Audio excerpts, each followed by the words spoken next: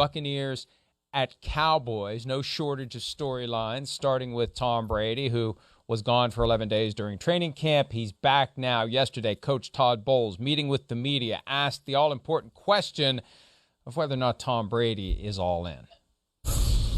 He's been all in since we got him. He's all in now, so I don't follow the off-the-field stuff. I listen to XM, The Groove, and Soul Town, and Silk Radio. So my off-the-field activities are honestly not even football-related. See, in that comment, Todd Bowles made kind of a stunning acknowledgement that there are off-the-field issues to pay attention to. He doesn't follow them, but he's clearly aware something's going on. He's all in. He's been all in since he got here. Well, he really hasn't been all in since he got here because he retired for 40 days, and during that time he was flirting with joining the Dolphins. Can't say he's been all in during that period. He wasn't all in when he was gone for 11 days during training camp. How are you all in if you're not even present? So the question continues to be relevant because we are in new territory with Tom Brady. We are past the E on the gas gauge, and we don't know how much longer the car is going to run. We assume it's going to make it through the full season, but we assumed he would be there for all the training camp too.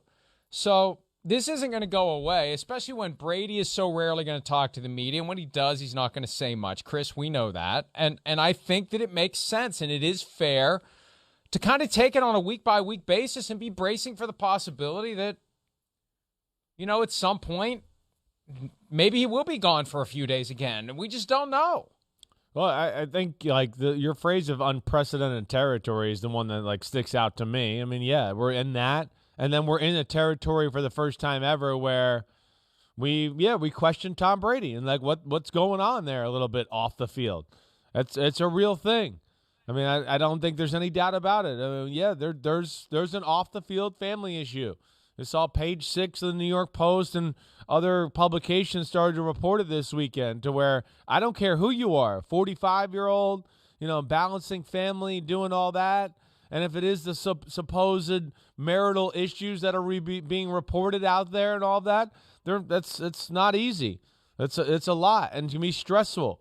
And, then there was the talks of Brady lost, 10, 15 pounds because of the stress of some of all of this. So, and yeah, there's the rumors of, he wasn't all in. He was all in trying to go somewhere else. He was all in. So it's the first time ever we are questioning, I think, that aspect of Brady. And I think that's where it's a little different. And it's a 45. Okay. He's still throwing the ball great. We got that. But man, it just seems like other things in life have infiltrated the Tom Brady robot that we're not used to. And I think that's where it's a little weird for all of us. And now added to everything else that we get or don't get from him during press conferences, either during the week or after the game, the Let's Go podcast is back for a second season. Jim Gray and Tom Brady last night talking through a variety of things. And this is where it becomes very interesting from my perspective. SiriusXM, which hosts the podcast, will send out a partial transcript of the things Brady says. But then you have to listen to it because there may be some other stuff he said that didn't make it to the transcript that may actually be more interesting than what's in the transcript, because maybe in the transcript they decided, let's not reduce that to writing. So there is a disconnect between what was sent out last night and what I heard when I listened to it. And he's very vague, but he talks about ebbs and flows of life, and he waxes philosophically for a little bit. He doesn't come all that close to this, but this is what happens when you have handpicked hosts. No criticism of Jim Gray. They've been friends for a long time. You're not going to get. He wouldn't do it. That's the reality. If he was stepping into a situation, Chris, where he was going to get grilled, where were you for those 11 days? He just wouldn't do it. The only reason we have access to him through the Let's Go podcast is it's a safe space where he knows that the questions are going to be handpicked, tailor-made, and never put him in a position where he's uncomfortable or saying something he doesn't want to say. So we have to take what he does say and try to make sense of it, which I've spent way too much time doing between last night and this morning. Apparently, it sounds like it. But again, we should be dissecting it. There's no doubt. But yeah, I don't know. That's where Brady falls on deaf ears to me. That's where Brady had a press conference. I'd rather watch paint dry. Oh, Brady had an interview for blah, blah, blah. I'd rather watch paint dry. I mean, so what? If he did get asked to answer those hard questions, he'd give us some BS answer anyways. And 45, and I got a lot of shit going on. Oh, okay, great, all right. So that's where he is not the coolest, ex all-time quarterback in my opinion. And that's where, I will never be tuning into him and Jim Gray on the podcast and listening to that, other than snippets we might play on here every now and then. It's a weird sort of treasure hunt though, because you may trip over something that is useful, right? But obviously, and it's not live; it's pre-taped. Yes. So if he would ever accidentally tell the truth about something that doesn't make him look good, you know that they're going to let's go back and delete that, re-rack it. Right. They're not going to play it. So my challenge to you, Tom, do it live. We'll do it live. Do it live. Good luck. And maybe consider taking a real question too. If you really want to build an audience, and it isn't just talking for 2 minutes and then reading the next commercial, which is kind of what it is now. Well, it doesn't even matter. It is. Let me tell you something. Yeah. It is exhausting. You get 3-4 minutes of content, and then you got Jim Gray reading a commercial, and then 3-4 minutes of content and Jim Gray reading a commercial. Yeah. And that's fine. I'm not opposed to anybody getting paid, but come on, Tom. How much revenue do you need to generate from this thing? I think you're doing okay. I don't think we need to consider a bake sale for Tom Brady anytime soon. He did say something interesting, though, last night, Chris, that is very revealing, and it meshes with the Brady brand. Here he is from the podcast talking about the injuries that his offensive line has suffered. He had some other stuff that I'll add afterward. Let's start with him talking about the injuries along the offensive line, and then we'll talk about how he added his own little Brady twist to it. It's going to be a challenge. I'd definitely say that's and every team's challenge at different times in the year. So, you deal with injuries early, you deal with injuries late, you deal with them all year. And, we lost Alex Kappa to the Bengals. We lost Ali Marpet, who's a great player, to retirement. And then Ryan got hurt in training camp. So we got Shaq Mason, who I love him to death. I've played with him a long time. I know what he's all about. Robert Hainsey from Notre Dame, earned the respect of his teammates, with his work ethic and him showing up every day last year, even though he wasn't playing, to be prepared. And, he's going to step in and try to do a great job. And we've got, a left guard, that's battling every day. Luke has done a great job for us in training camp. We drafted him to come in here and play. And, we'll see if he can get in there and be prepared to go do a great job. Okay, and that's fine. That's what he has to say. But, Chris, he also pivoted to the idea, and this cracked me up. He said that people are saying bad things about these offensive linemen, and he's making sure that they're aware of it. I showed it to them and use it as motivation. Every time someone says they suck and they can't do anything, I've tried to show it to them and say, this is what they're all saying about you. What do you guys think? What are you going to do about it? And make sure they know what everyone's saying. And that's important. I've always used little different spites as motivation for me. I'm a really motivated person. It always helps when someone says something that's not flattering. What is anyone saying about these offensive linemen? No one's saying they suck. They're just saying, hey, they're backups for a reason, and now they're pressed into service. Can they get it done? That's not saying they suck.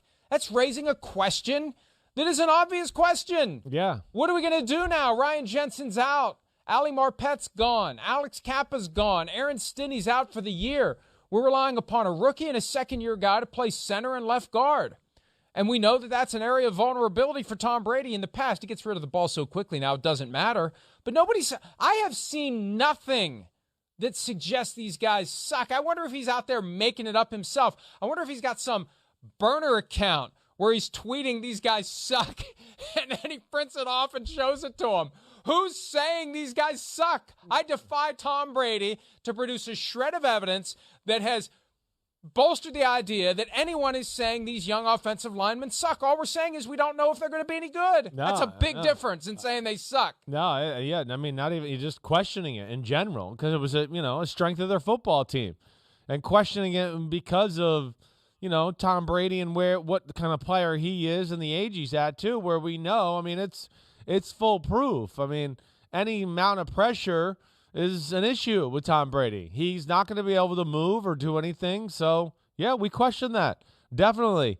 And, again, even within his own words there, they weren't like glowing assessments. Oh, Robert Hainsey did a good job showing up for work last year. And, he didn't play, but he was prepared. And then the other guy, he just talks about, Luke, he didn't know his last name. I know, we got a rookie. Luke. We got a rookie. Luke. We got a rookie. And, yeah, we drafted him to play, right? So, I mean, again, there's got to be questions there, 100%. But we've seen Brady do this before. He is a guy to like what you just quoted him as. He looks for anything he can to motivate him. He looks for something negative that way. I'll never forget the most of all was that after the Chargers game, right? Yes. They're going to go to Kansas City. That was the most we were all like, well, here comes New England again. They're going to go to the Super Bowl again. And he's like, everybody's probably doubting us, and everybody thinks we're going to lose. He said nobody believes in us. Well, you're New England, and we all believe you're going to win somehow. It was the opposite. So that's just the way he is. It's the way he's wired, and he tries to get his guys like that too. I remembered I was sitting on my couch. I had just gotten home because we had a game the night before, divisional round. Yeah. I think it was after the trip back from Kansas City where he got snowed Kansas City in. Colts, It was the Andrew right. Luck last game, and although we didn't know it at the time. And I'm watching that game, and afterward, it's Tracy Wolfson talking to Tom Brady, and he says nobody believed in us. Against the Chargers at home. Are you kidding me? Nobody believed in you? Are you high? But that is what he does. He will take, and it's kind of refreshing to me because it makes me believe that there really is a real live boy deep down inside all of the facade and the robot, the Stepford Patriot for all those years, and the guy now who seems to be animatronic, that he does get motivation from actual or perceived or just made up slights, that he's like the rest of us, that he needs to be pissed off to fully achieve. And I like that. I like that. Even though I think it's a bunch of crap, I like it. Yeah, I do too. Yeah, I think there's a lot more athletes that that operate that way than not. And that's through even Josh Allen. When I talk to him, he kind of gets motivated through self-deprecation a little bit and that negativity, whether that's talking badly about himself or complaining about something, and that gets him going. And I think that's with Brady as well. I think with a lot of quarterbacks, I could be like that. I grew up with one that could be like that as my father, to where, you find that thing to go, this pisses me off, this gets me mad, and it gets the blood boiling. It makes you go out and work a little harder or have a little bit maybe more attention to detail. And, Brady certainly, I think, has a lot of that in him for sure.